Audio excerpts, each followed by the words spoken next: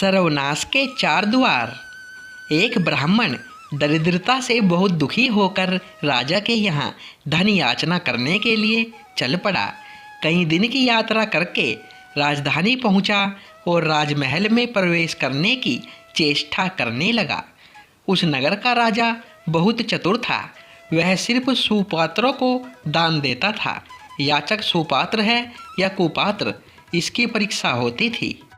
परीक्षा के लिए राजमहल के चारों दरवाजों पर उसने समुचित व्यवस्था कर रखी थी। ब्राह्मण ने महल के पहले दरवाजे में प्रवेश किया ही था कि एक वेश्या निकलकर सामने आई। उसने राजमहल में प्रवेश करने का कारण ब्राह्मण से पूछा। ब्राह्मण ने उत्तर दिया कि मैं राजा से धन याचना के लिए आया हूँ, इसीलिए मुझे राजा से मिलना आवश्यक है ताकि कुछ धन प्राप्त कर अपने परिवार का गुजारा कर लूं।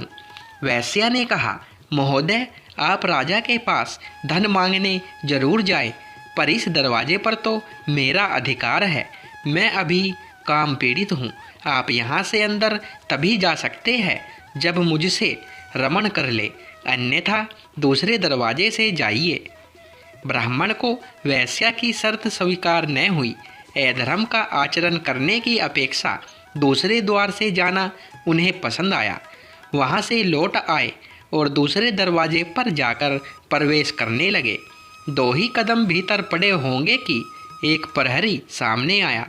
उसने कहा, इस दरवाजे पर महल के मुख्य रक्षक का अधिकार है। यहाँ वही प्रवेश कर सकता है जो हमारे स्वामी से मित्रता कर ले। हमारे स्वामी को मांसाहार अति प्रिय है। भोजन का समय भी हो गया है, इसीलिए पहले आप भोजन कर ले, फिर प्रसन्नता पूर्वक भीतर जा सकते हैं। आज भोजन में हिरन का मांस बना है। ब्राह्मण ने कहा कि मैं मांसाहार नहीं कर सकता, यह अनुचित है। प्रहरी ने साफ साफ बता दिया कि फिर आपको इस दरवाजे से जाने की अनुमति नहीं मिल सकती। किसी और दरवाजे से होकर महल में जाने का प्रयास कीजिए। तीसरे दरवाजे में प्रवेश करने की तैयारी कर ही रहा था कि वहाँ कुछ लोग मदिरा और प्याले लिए बैठे मदिरा पी रहे थे। ब्राह्मण उन्हें अनदेखा करके घुसने लगा तो एक प्रहरी आया और कहा, थोड़ा हमारे साथ मध पियो, तभी भीतर जा सकते हो। यह दरवाजे सिर्फ उनके लिए है जो मदिरा पान करते हैं। ब्राह्मण ने मदपान नहीं किया और उल्टे पांव चौथे दरवाजे की ओर चल दिया। चौथे दरवाजे पर पहुंचकर ब्राह्मण ने देखा कि वहां जुआ हो रहा है। जो लोग जुआ खेलते हैं वे ही भीतर घुस पाते हैं।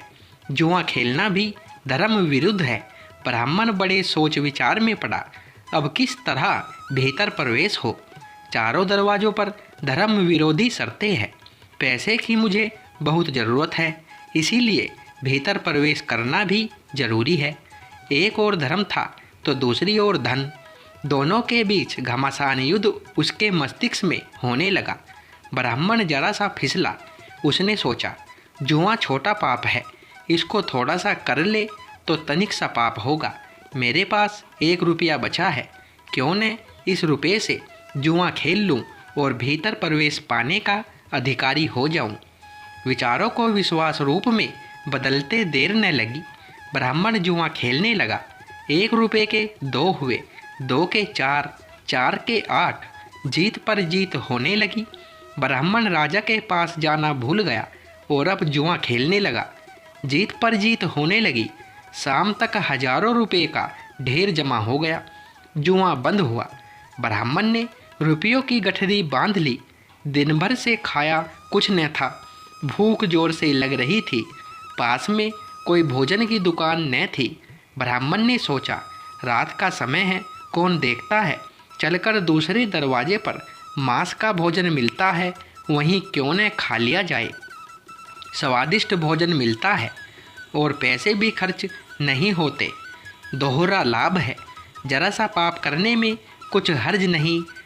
मैं तो लोगों के पाप के प्रायश्चित कराता हूँ, फिर अपनी क्या चिंता है, कर लेंगे कुछ ना कुछ। ब्राह्मण ने मांस मिश्रित स्वादिष्ट भोजन को छक कर खाया। अस्वाभाविक भोजन को पचाने के लिए अस्वाभाविक पाचक पदार्थों की जरूरत पड़ती है। तामसी विकृत भोजन करने वाले अक्सर पान बीड़ी शराब की शरण लिया करते हैं। कभी मांस खाया न था, इसीलिए पेट में जाकर मांस अपना कर्तव्य दिखाने लगा। अब उन्हें मद्यपान की आवश्यकता महसूस हुई। आगे के दरवाजे की ओर चले और मदिरा की कई प्यालियाँ चढ़ाई। अब वह 3 प्रकार के नशे में थे। धन काफ़ी था साथ में, सो धन का नशा, मांसाहार का नशा और मदिरा भी आ गई थी। कंचन के बाद कुछ का, सुरा के बाद सुंदरी का ध्यान आना स्वाभाविक है। पहले दरवाजे पर पहुँचे और वैश्या के यहाँ जा विराजे। वैश्या ने उन्हें संतुष्ट किया और पुरस्कार स्वरूप जुए में जीता हुआ सारा धन ले लिया। एक पूरा दिन चारों द्वारों पर व्यतीत करके दूसरे दिन प्रातःकाल ब्राह्मण महोदय उठे। वैश्या ने उन्हें घृणा के साथ देखा और शीघ्र घर से निकाल देने के लिए अपने नौकरों को आदेश दिया। उन्हें घसीटकर घर से बाहर कर दिया गया। राजा को सारी सूचना पहुंच चुकी थी। ब्राह्मण फिर चारों दरवाजों पर गया और सब जगह खुद ही कहा कि वह शर्तें पूरे करने के लिए तैयार है, प्रवेश करने दो। पर आज वहाँ शर्तों के साथ भी कोई अंदर जाने देने को राजी न हुआ। सब जगह से उन्हें दुत्कार दिया गया। ब्राह्मण को न माया मिली न राम। जरा सा पाप करने में कोई बड़ी हानि नहीं है, यही समझने की भूल में उसने धर्म और धन दोनों गंवा दिए। अपने ऊपर विचार करे, कहीं ऐसी ही गलतियां हम भी तो नहीं कर रहे हैं। किसी पाप को छोटा समझकर उसमें एक बार फंस जाने से फिर छुटकारा पाना कठिन होता है। जैसे ही हम बस एक कदम नीचे की ओर गिरने के लिए बढ़ा देते हैं, फिर पतन का प्रवाह तीव्र होता जाता है और अंत में बड़े से बड़े पापों के करने में भी हिचक नहीं होती। हर पाप के लिए हम खोखले तर्क भी तैयार कर लेते हैं, पर याद रखें, जो खोखला है वह खोखला है। छोटे पापों से भी वैसे ही बचना चाहिए जैसे अग्नि की छोटी चिंगारी से सावधान रहते हैं। सम्राटों के सम्राट परमात्मा के दरबार में पहुंचकर अनंत रूपी धन की याचना करने के लिए जीव रूपी ब्राह्मण जाता है। प्रवेश द्वार काम, क्रोध, लोभ, मोह के 4 पहरेदार बैठे हुए हैं। वे जीव को तरह तरह से बहकाते हैं और अपनी ओर आकर्षित करते हैं। यदि जीव उनमें फंस गया तो पूर्व पुण्य रूपी गांठ की कमाई भी उसी तरह दे बैठता है जैसे कि ब्राह्मण अपने घर का 1 रुपया भी दे बैठा था। जीवन इन्हीं पाप जंजालों में व्यतीत हो जाता है और अंत में वैश्या रूपी ममता के द्वार से दुत्कारा जाकर रोता पीटता इस संसार से विदा होता है। ध्यान रखना, कहीं आप भी उस ब्राह्मण की नकल तो नहीं कर रहे हैं। कोई भी व्यक्ति 2 के समक्ष कुछ नहीं छुपा सकता। एक तो वह स्वयं, दूसरा ईश्वर। अपनी अंतरात्मा का आपको कई बार हल्का सा ही सही एक संकेत देती जाती है कि आप जो कर रहे हैं वह उचित नहीं है, परंतु लालच में फंसे हम अंतरात्मा की उस आवाज़ को दबाते जाते हैं। अंतरात्मा की आवाज़ धीरे धीरे धीमी होती जाती है और एक दिन ऐसा भी होता है कि अपनी अंतरात्मा आपको टोकना भी बंद कर देती है। बस समझ लीजिए कि उस दिन से आप पूर्ण रूप से पापी बन चुके हैं। जैसे ही आपको सही और गलत का फर्क दिखने वाली ईश्वरीय शक्ति आपकी अंतरात्मा ने आपका साथ छोड़ दिया है, अब आपको गर्त में जाने से कोई रोक नहीं सकता।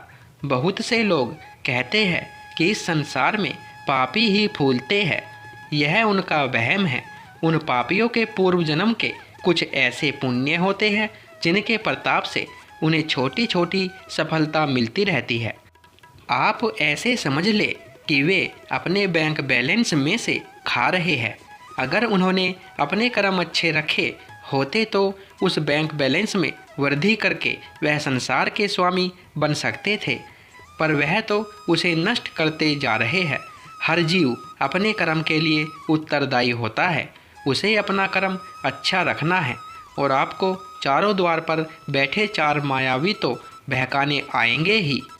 आपने उनकी माया को जीत लिया तो अनंत कोश आपके लिए खुला है, अन्यथा संसार से विदा नहीं होंगे, दुत्कार कर भगाए जाएंगे।